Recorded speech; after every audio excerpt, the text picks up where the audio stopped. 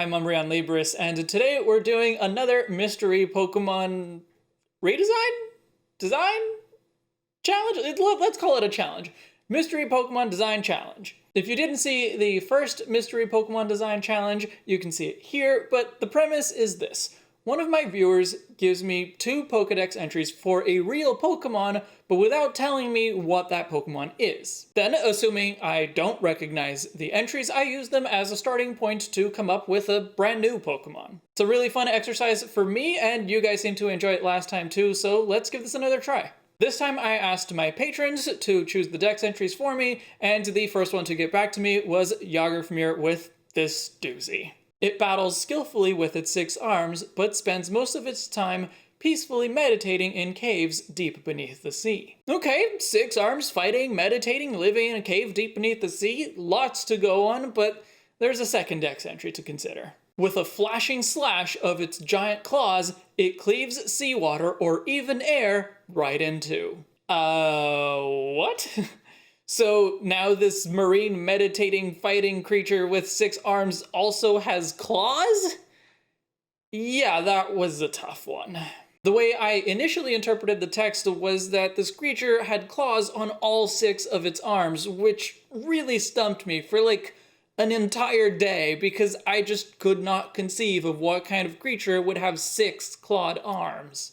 I eventually convinced myself that not all arms needed claws, so I was going to go with a crab. They do have 5 pairs of limbs, and they have claws, so that seemed like a good candidate, but I couldn't quite figure out, like, anatomically how I would make that work. So when I finally started sketching, I actually tried a different crustacean, a lobster, but I wasn't happy with that. So at Yog's own suggestion, I tried a squid. They also have 10 limbs, and their tentacles sometimes have teeth or hooks on them. I was on that for a while, trying all kinds of variations of body plans, some more squid-like, some more humanoid, but I was really struggling. Keep in mind how sped up this is and all the research and brainstorming breaks that aren't included. It feels fast, but it took me a whole nother day to finally circle back to crabs with an idea that actually clicked. I could reference the Heikagani, a species of crab that is also known as the samurai crab because their carapaces bear a striking resemblance to depictions of samurai. They're even named after warriors from a Japanese epic, and some believe that they are the souls of fallen samurai. It was also around the time that I had this idea that I realized which Pokemon the dex entries must be from. Anyway, I finally had a solid idea, but I still struggled with the anatomy itself and the organization of the limbs. Heikagani have 2 very long legs and 2 very short ones, and pretty small pincers, so I thought, what if one pair of the long legs functioned as swords, as katana? And I made them very long and very sharp. I thought of drawing it from behind like a Mawile or a Turtonator so that the face pattern could be on the carapace, but I decided that that wasn't as interesting a pose.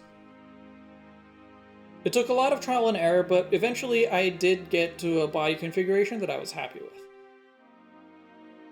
Now I had to figure out how to add more samurai elements besides the helmet and the sword. I tried putting armor on it, but that didn't work. So instead I made the base of the limbs also double as armor.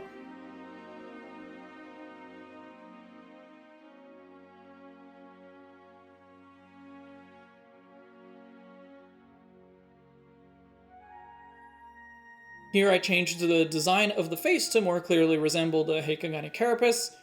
I was finally satisfied with most of this design, and to me it felt like an evolved form already, so I switched gears to work on a basic stage.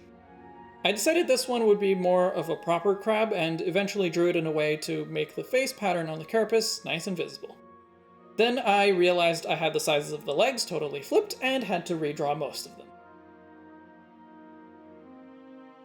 This one didn't take as long to figure out, thankfully, so once I cleaned up the lines, it was time to work on the colors. I wanted colors that were fitting both for a samurai and a crab. Reds and blues seem fitting according to the internet, but I also didn't want to repeat the red, blue, and yellow palette that I used last time, so I went with this range of blues and red accents. Okay, now we're talking. Let's get these polished.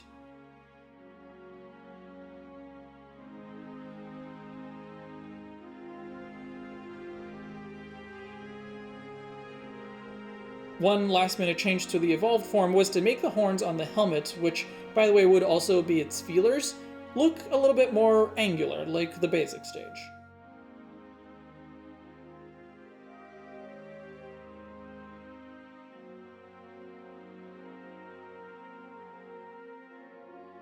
And through the magic of editing, wait, no, don't forget to put the red on the claws. Okay, now, yes, here they are. Let me know your name suggestions in the comments. I think I would make them a pure water type and a water fighting type.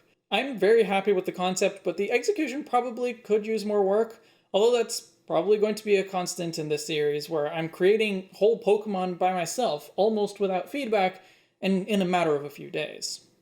As for the owner of these two dex entries, I'm about 90% sure that it's Golisopod.